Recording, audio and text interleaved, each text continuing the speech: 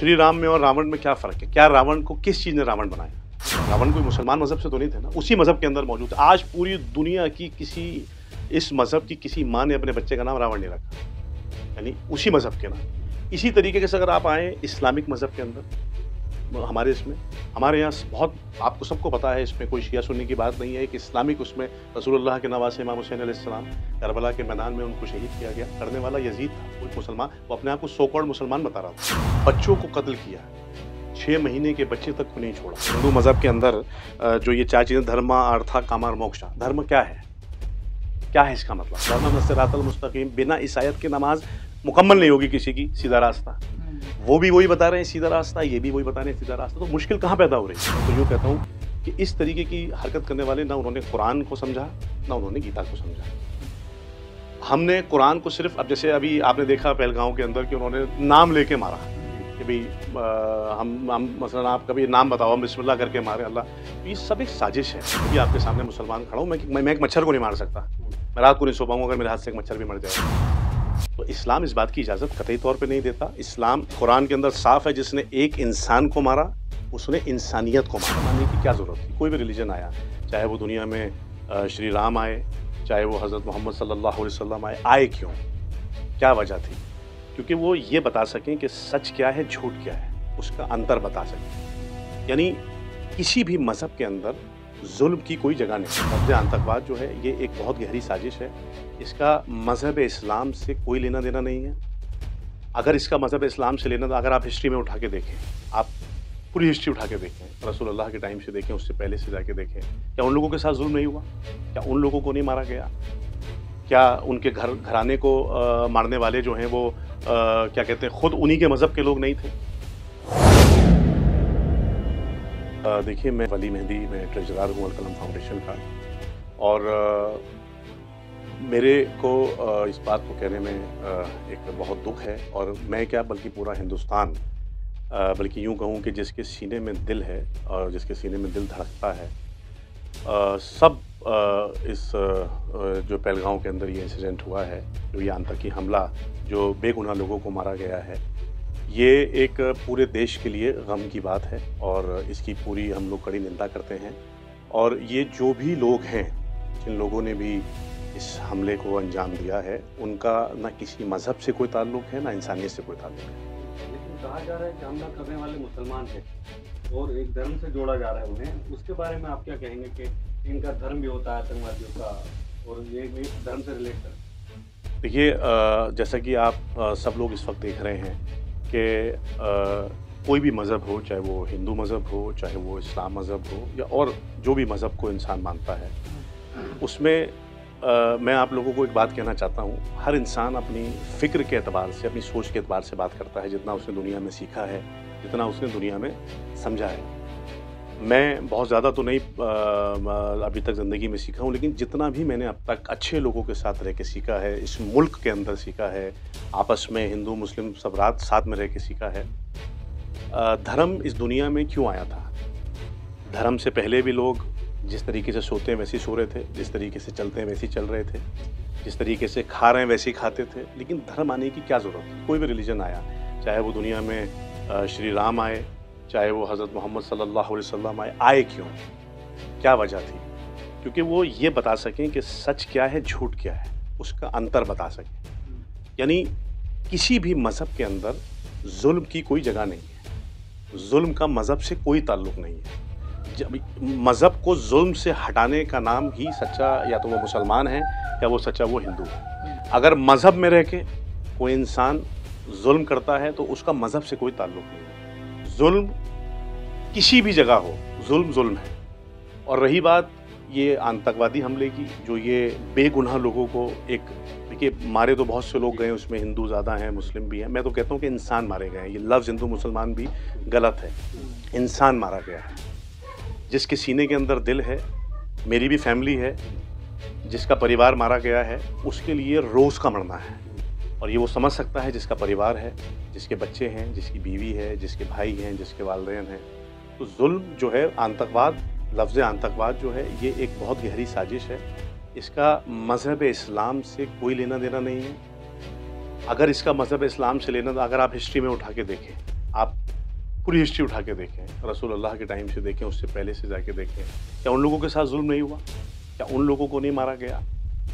क्या उनके घराने को मारने वाले जो हैं वो क्या कहते हैं, खुद उन्हीं के मज़हब के लोग नहीं थे? मैं आपसे एक सवाल करना चाहता हूँ, श्री राम में और रावण में क्या फ़र्क है? क्या रावण को किस चीज़ ने रावण बनाया? आप मुझे बताइए। उसकी अहंकार ने, वो एक बहुत दानिश्वर इंसान था, सब हिंदू मज़हब के लोग जानते हैं कि रावण जो था वो एक इंटेलिजेंट इंसान था, एक पढ़ा लिखा इंसान था, लेकिन वो अहंकारी था, उसके अंदर जो है एटीट्यूड था, उसके अंदर गुस्सा था। इन्हीं सब चीज़ों ने उसको रावण बनाया है ना।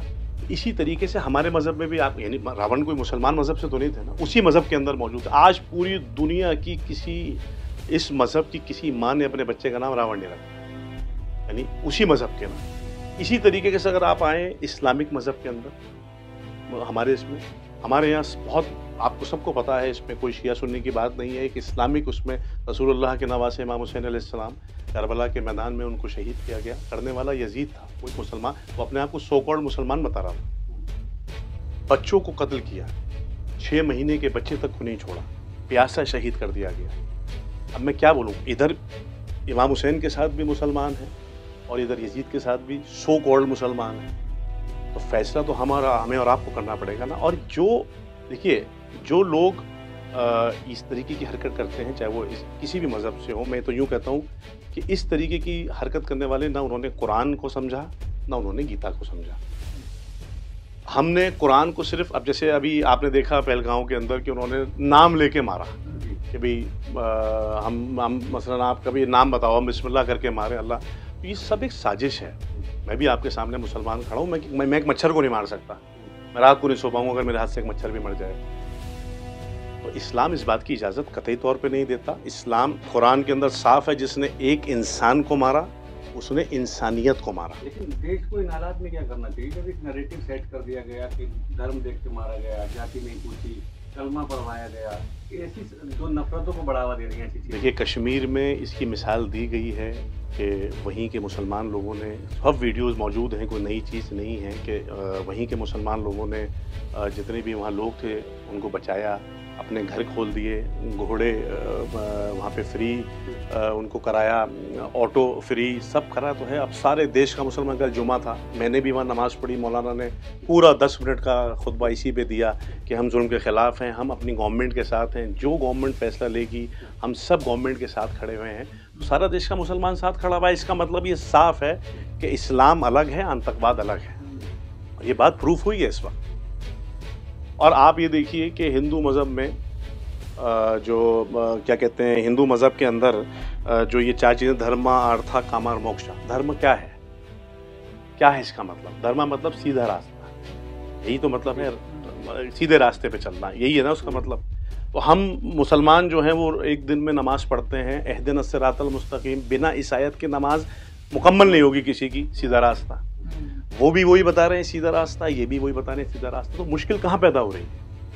मैं ऐसे स्कूल से पढ़ा हुआ हूँ जहाँ मेरी दोस्ती सिवाय बहुत से, अक्सरियत में हिंदू ज़्यादा हैं मेरे दोस्त, वो मुझे जानते हैं, मुझे समझते हैं, मैं उन्हीं लोगों के साथ मेरा उठना बैठना है। आप उनसे मेरे पूछिए कि हम लोग बिल्कुल, कभी हमारे बीच में कभी कोई मज़हब आया हो, क्योंकि वो भी, उन्होंने भी अपने, वो उनके अंदर भी इंसानियत पाई जाती है, हमारे अंदर भी इंसानियत है, हमारे अंदर ये जो आज साजिशें हिंदू मुसलमान को लड़ाने की हैं, ये किसी तीसरी